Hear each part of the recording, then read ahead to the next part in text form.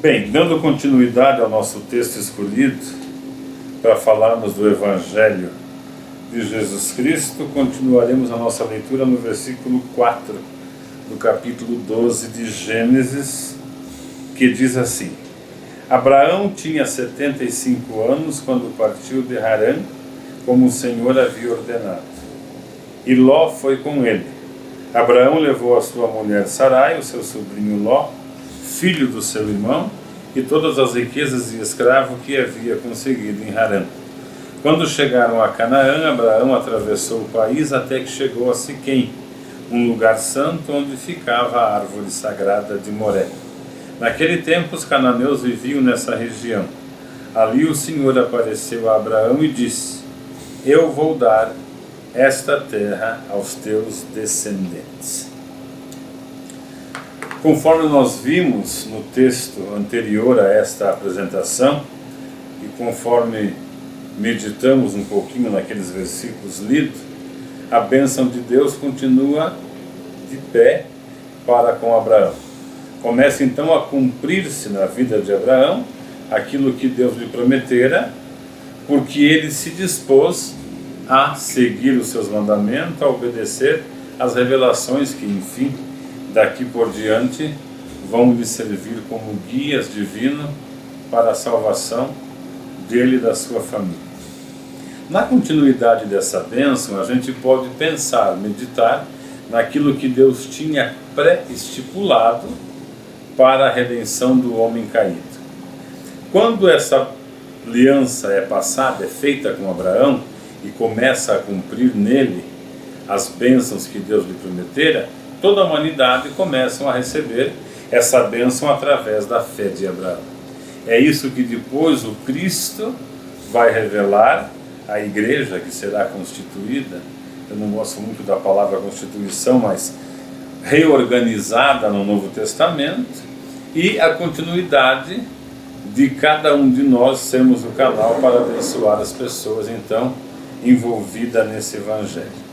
Nós tínhamos falado na apresentação anterior que alguns fazem uso dessa palavra, né, da promessa do versículo 3, anteriormente lido, para amaldiçoar, para excluir, mas o pacto de Deus com Abraão é para que ele sirva de bênção, como Jesus chama os anunciadores do Evangelho, que abençoarão aqueles que o aceitarem como Filho de Deus. Aqui nós temos toda a continuidade do projeto. O projeto de Deus para a salvação do homem, ele vai continuar. Ninguém pode impedir esta salvação. O que Deus propôs no seu coração, o que Deus preparou para nos dar felicidade, para transformar a nossa vida em alegria com Ele mesmo, no decorrer do tempo, por Ele estipulado, vai acontecer. Participar dessa bênção como participou Abraão é um privilégio. Às vezes nos parece um pouco pesado, né, ser cristão, pregar, anunciar, dar testemunho, ser exemplo. Mas é um privilégio participarmos desse projeto de Deus, e Ele faz questão que nós participemos dessa ação, porque Ele quer revelar a cada um de nós o seu amor, a sua vontade de nos salvar, quer se fazer conhecer cada vez mais. E Abraão aqui vai ter as experiências, a gente vai ter mais uma sequência da leitura de alguns capítulos que vão falar do que Abraão recebeu de Deus e o que Deus fez na vida de Abraão, estendendo esta bênção até os nossos dias.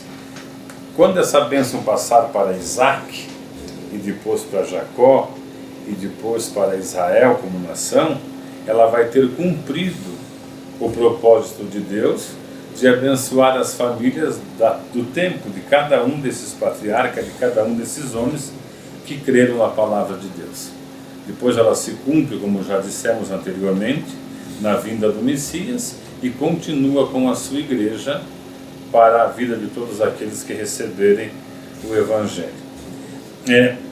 Dessa apresentação eu creio que já é possível você crer que o que Deus quer de cada um de nós não é sacrifício, não é uma vida de peso, de jugo, uma vida de fardos, né? Uma vida religiosa, mas é uma vida de aceitação, uma aceitação espontânea por amor, que vai nos libertar do fardo, primeiro, aquele que nós mesmos colocamos sobre nossas vidas, e depois que o mundo coloca em nossas vidas, influenciado pela maldade, pelas obras do diabo, enfim, por tudo aquilo que tenta separar o homem de Deus.